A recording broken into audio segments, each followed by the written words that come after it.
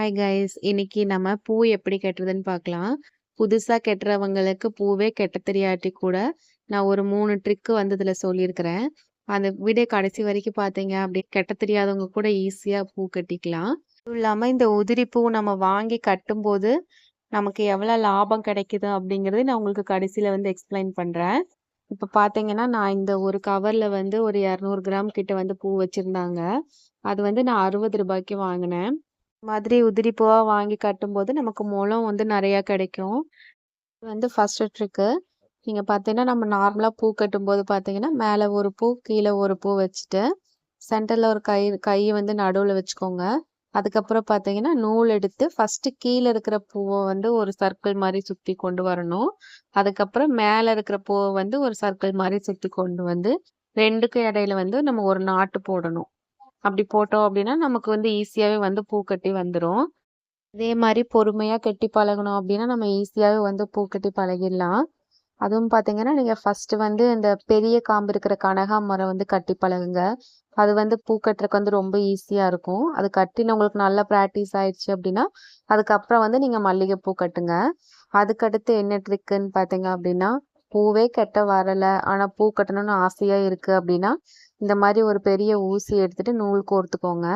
அதுல வந்து நம்ம பூவை வந்து அந்த பக்கம் ஒண்ணு இந்த பக்கம் ஒண்ணுன்னு சொல்லி ரெண்டும் வந்து பூ கட்டுற மாதிரி ஷேப்ல வச்சு நம்ம ஊசியில நம்ம எவ்வளவு பூ வேணும்னாலும் கோர்த்துக்கலாம்.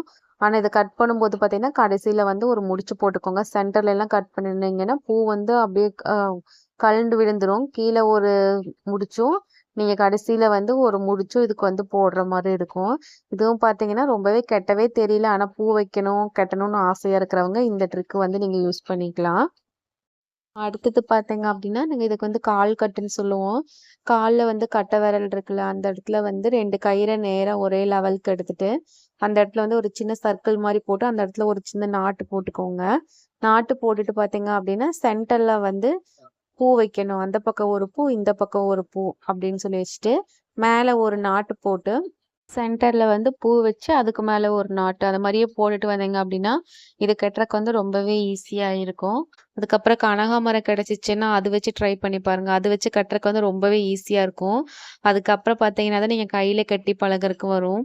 கட்டி பழக பழக தான் வந்து ஃபாஸ்டா வரும். அதுக்கப்புறம் பார்த்தீங்கன்னா ஒரு முழம் பூ எவ்வளோன்னு சொல்லி கடைக்காரங்க கிட்ட கேட்டேன். அவங்க வந்து ஒரு முழம் வந்து 50 ரூபான்னு சொன்னாங்க.